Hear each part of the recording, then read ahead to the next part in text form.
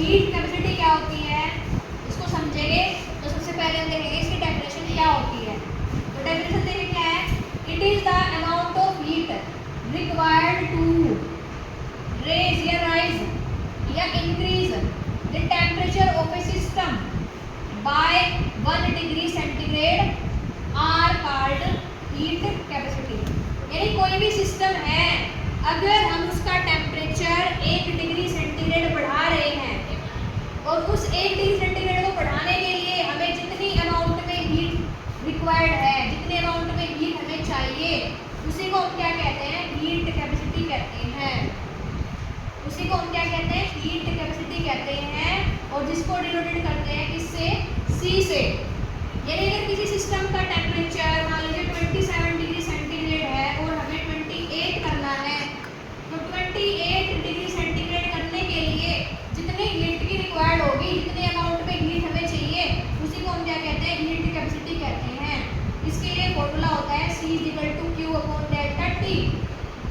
C यहाँ पर क्या है, हमारा हीट कैपेसिटी है, Q हमारा क्या है, हीट है, और डेल्टा T हमारा क्या है, चेंज इन टेम्परेचर है। Q हमारा हीट, यहाँ पर गेन और लॉस दोनों तरह से ट्रांसफर हो सकता है सिस्टम के अंदर।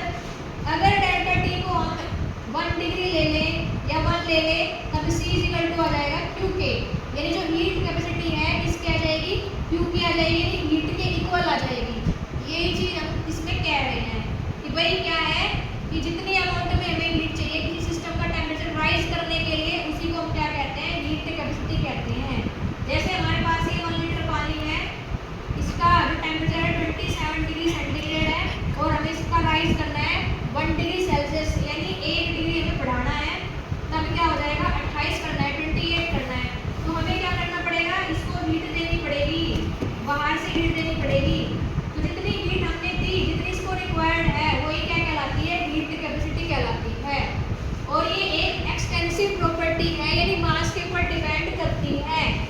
कैसे है एक्सटेंसिव प्रॉपर्टी, मान लीजिए हमारे पास 1 लीटर पानी है, तो उसको गर्म करने के लिए हमें कम मात्रा में हीट चाहिए। और मान लीजिए हमारे पास 20-25 लीटर पानी है, तो उसको गर्म करने के लिए हमें हीट ज़्यादा देनी पड़ेगी। तो इसका मतलब मास के ऊपर ये डिपेंड करती है, इसलिए कैसी हो गई, हीट कैपेसिटी एक एक्सटेंसिव प्रॉपर्टी होती है। आई थिंक आपको समझ में आ गया होगा। यस मैम, ठीक।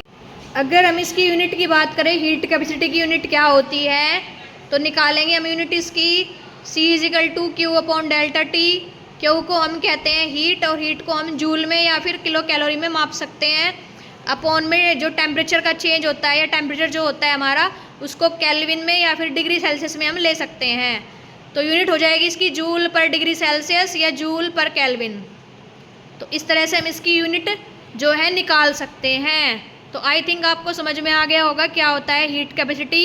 यानी कि किसी सिस्टम का जो टेम्परेचर है 1 डिग्री राइज करने के लिए जितनी हीट की रिक्वायर्ड होती है, जितनी अमाउंट में हीट रिक्वायर्ड होती है, उसी को हम क्या कहते हैं, हीट कैपेसिटी कहते हैं।